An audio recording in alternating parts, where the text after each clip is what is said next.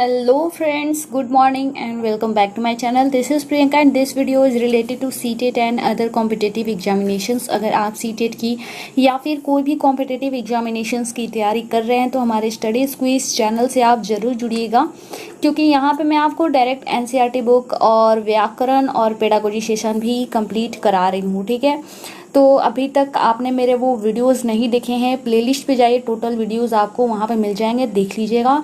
अब मैं बात कर रही हूँ जो फिलहाल अभी आप स्क्रीन पे देख रहे हैं, तो ये है NCERT बुक क्लास 7 का पॉलिटी, क्लास 6 का साइंस और सोशल साइंस कंप्लीट हो चुका है और ये हमारा जो होगा ये चौथा लेसन होगा और क्लास 7 का ही जियोग्राफी कंप्लीट हो चुका है। ठीक है, तो आज का जो हमारा चैप्टर है ये है लड़के और लड़कियों के रूप में बड़ा होना। ठीक है, तो इसको आप यहाँ पे ध्यान से देखिएगा और जो इसमें इम्पॉर्टेंट होगा सिर्फ मैं उसी को कवर कराऊंगी, जो एग्जाम के पॉइंट ऑफ व्यू से इम्पॉर्टेंट नहीं है मैं उसे स्किप करते जाऊंगी।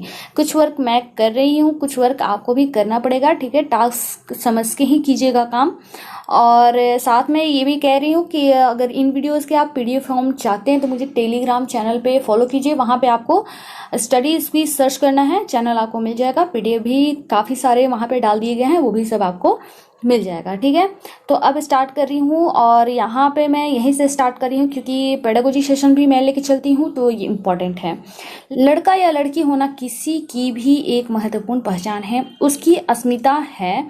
जिस समाज के बीच हम बड़े होते हैं वह हमें सिखाता है कि लड़के और लड़कियों का कैसा व्यवहार स्वीकार योग्य है, उन्हें क्या करना चाहिए और क्या नहीं। हम प्रायः यही सोचते हुए बड़े होते हैं कि ये बातें सब जगह बिल्कुल एक सी हैं, परंतु क्या सभी समाजों में लड़के और लड़कियों के प्रति एक जैसा नजरिया है? इस पाठ में हम इसी प्रश्न का उत्तर जानने की कोशिश करेंगे। हम ये भी देखेंगे कि लड़के और लड़कियों को दी जाने वाली अलग अलग भूमिका उन्हें भविष्य में स्त्री और पुरुष की भूमिका के लिए कैसे तैयार करती है। इस पाठ में हम देखेंगे कि अधिकांश समाज पुरुष व स्त्रियों को अलग अलग प्रकार से महत्व देते हैं। स्त्रियां जिन भूमिकाओं का निर्वाह करती है उन्हें पुरुष द्वारा निर्वाह की जाने वाली भूमिकाओं और कार्यों से कम महत्व दिया जाता है। इस पाठ में हम यह भी देखेंगे कि स्त्री और पुरुष के बीच काम के क्षेत्र में असमानताएं कैसे उभरती हैं। ठीक है, अब आती हूँ यहाँ से 1920 के दशक में सामोआ द्वीप में बच्चों का बड़ा होना। ठीक है, अब वहाँ की बात ये कर रहा है, साइड में भी आप फिगर देख सकते हैं। कक्षा 7 का एक सामोआ छात्र अपने विश्वविद्यालय की वर्दी में। सामोआ द्वीप प्रशांत महासागर के दक्षिण में स्थित छोटे छोटे द्वीप समूहों का एक भाग है। सामोअन समाज पर किए गए अनुसंधान की रिपोर्ट के अनुसार 1920 के दशक में बच्चे स्कूल नहीं जाते थे। वे बड़े बच्चों और वयस्कों से बहुत सी बातें सीखते थे, जैसे छोटे छोटे बच्चों की देखभाल या घर का काम कैसे करना आदि। द्वीपों पर मछली पकड़ना बहुत महत्वपूर्ण कार्य, इसलिए किशोर बच्चे मछली पकड़ने के लिए सुदूर यात्राओं पर जाना सीखते थे, लेकिन ये बातें वे अपने बचपन के अलग अलग समय पर सीखते थे। छोटे बच्चे जैसे ही चलना शुरू कर देते थे उनकी माताएं या बड़े लोग उनकी देखभाल करना बंद कर देते थे। यह जिम्मेदारी बड़े बच्चों पर आ जाती थी, जो प्रायः स्वयं भी 5 वर्ष के आसपास की उम्र के होते थे। लड़के और लड़कियां दोनों अपने छोटे भाई बहनों की देखभाल करते थे, लेकिन जब कोई लड़का लगभग 9 वर्ष का हो जाता था वह बड़े लड़कों के समूह में सम्मिलित हो जाता था और बाहर के काम सीखता था, जैसे मछली पकड़ना और नारियल के पेड़ लगाना। लड़कियां जब 13-14 साल की ही नहीं होती थी छोटे बच्चों की देखभाल और बड़े लोगों के छोटे मोटे कार्य करती रहती थी, लेकिन एक बार जब वे 13-14 साल की हो जाती थी वे अधिक स्वतंत्र होती थी। लगभग 14 वर्ष की उम्र के बाद वे मछली पकड़ने जाती थी, बागानों में काम करती थी और डलिया बुनना सीखती थी। खाना पकाने का काम अलग से बनाए गए रसोई घर में ही होता था और जहां लड़के को ही अधिकांश काम करना होता था और लड़कियां उनकी मदद करती थी। 1960 के दशक में मध्य प्रदेश में पुरुष के रूप में बड़ा होना। ठीक है, अभी इसको भी कवर कर ले रहे हैं। निम्नलिखित आलेख 1960 में मध्य प्रदेश के एक छोटे से शहर में रहने और स्कूल जाने का वर्णन से लिया गया है। कक्षा 6 में आने के बाद लड़के और लड़कियां अलग अलग स्कूलों में जाते थे। लड़कियों के स्कूल लड़कों के स्कूल से बिल्कुल अलग ढंग से बनाए जाते थे। उनके स्कूल के बीच एक आंगन होता था जहां वे बाहरी दुनिया से बिल्कुल अलग रहकर स्कूल की सुविधा में खेलती थी। लड़कों के स्कूल में ऐसा कोई आंगन नहीं होता था, बल्कि उनके खेलने के मैदान बस एक बड़ा सा खुला स्थान था जो स्कूल से अलग हुआ था। हर शाम स्कूल के बाद लड़के सैकड़ों लड़कियों की भीड़ को संकरी गलियों से जाते हुए देखते थे। सड़कों पर जाती हुई लड़कियां बड़ी गंभीर दिखती थी। यह बात लड़कों से अलग थी जो सड़कों को अनेक कामों के लिए उपयोग करते थे, जैसे यूं ही खड़े खड़े खाली समय बिताने के लिए, दौड़ने और खेलने के लिए और साइकिल चलाने के कर्तव्यों को आजमाने के लिए। लड़कियों के लिए गली सीधे घर पहुंचने का एक माध्यम था। लड़कियां हमेशा समूहों में जाती थी। शायद उनके मन में यह डर रहता था कि कोई उन्हें छेड़ न दे या उन पर हमला न कर दे। साइड में जो जितने दिए गए इन सबको आप स्क्रीनशॉट लेके पढ़ लीजिएगा। एग्जाम के पॉइंट ऑफ व्यू से इम्पोर्टेंट नहीं है, बट आप लोग पढ़िएगा जरूर। ऊपर के 2 उदाहरणों को पढ़ने के बाद हमें ऐसा लगता है कि बड़े होने के भी कई तरीके हैं। हम प्रायः सोचते हैं कि बच्चे एक ही तरीकों से बड़े होते हैं। ऐसा इसलिए होता है क्योंकि हम अपने अनुभवों से ही सबसे ज्यादा परिचित होते हैं। यदि हम अपने परिवार के बुजुर्गों से बात करें तो पाएंगे कि उनका बचपन शायद हमारे बचपन से बहुत भिन्न था। हम यह भी अनुभव करते हैं कि समाज लड़के और लड़कियों में अंतर स्पष्ट करता है। यह बहुत कम आयु से ही शुरू हो जाता है। उदाहरण के लिए उन्हें खेलने के लिए भिन्न खिलौने दिए जाते हैं। लड़कों को प्रायः खेलने के लिए कारें दी जाती हैं और लड़कियों को गुड़िया। दोनों ही खिलौने खेलने में बड़े आनंददायक होते हैं। फिर भी लड़कियों को गुड़िया और लड़कों को कारें क्यों दी जाती हैं? खिलौने बच्चों को यह बताने का माध्यम बन जाता है कि जब वे बड़े होकर स्त्री या पुरुष बनेंगे तो उनका भविष्य अलग अलग होगा।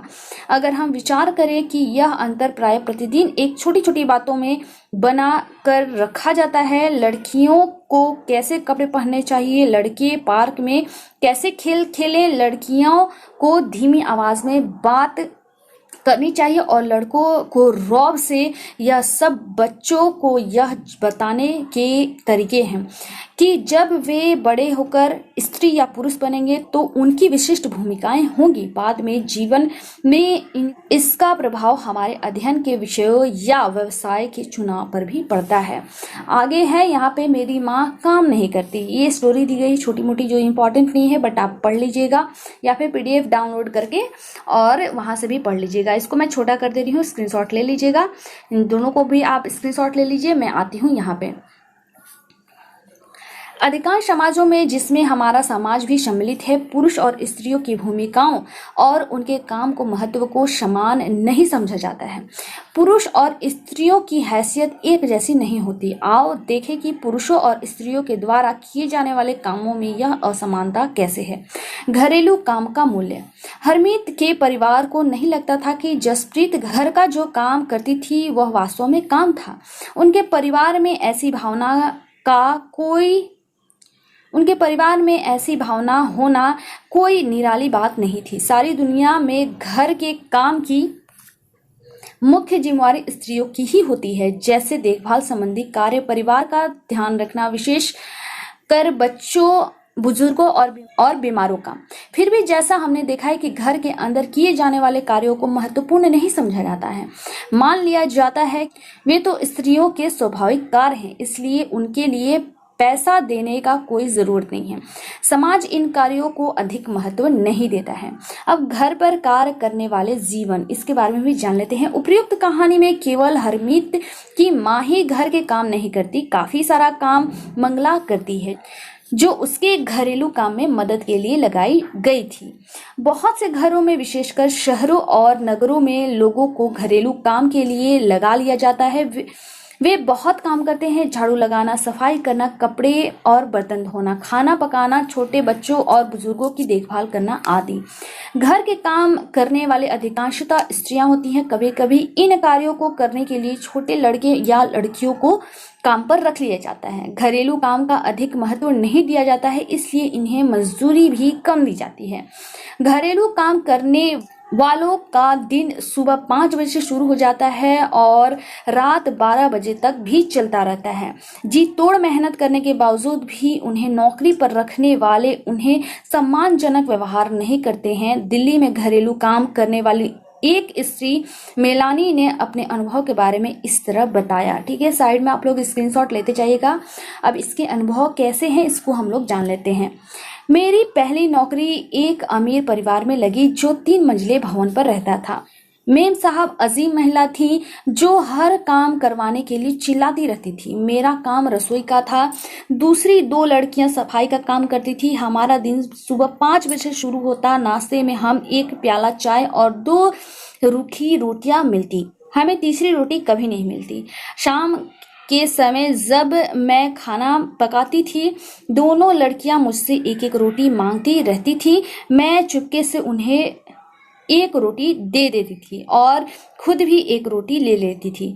हमें दिन भर काम करने के बाद बड़ी भूख लगती। हम घर में चप्पल नहीं पहन सकते थे।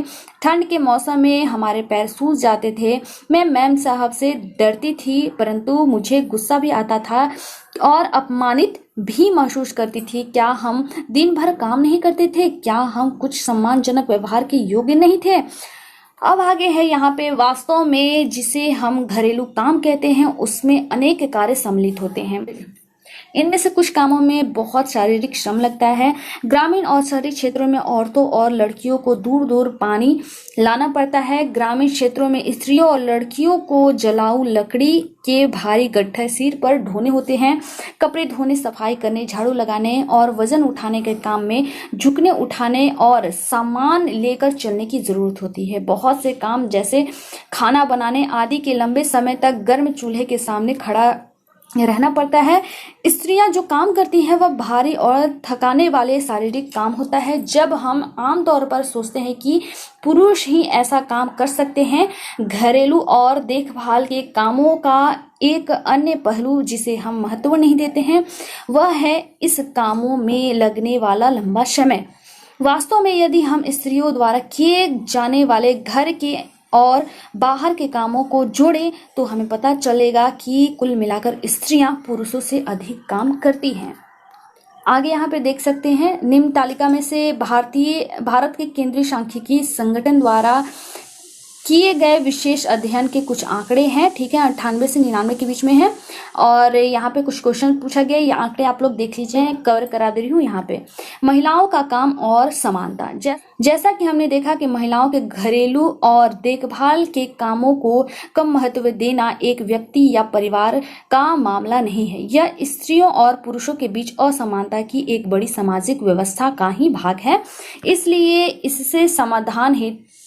इसके समाधान हेतु जो कार्य किए जाने हैं वे केवल व्यक्तिगत और पारिवारिक स्तर पर नहीं वरन शासकीय स्तर पर भी होने चाहिए। हम जानते हैं कि समानता हमारे संविधान का महत्वपूर्ण सिद्धांत है।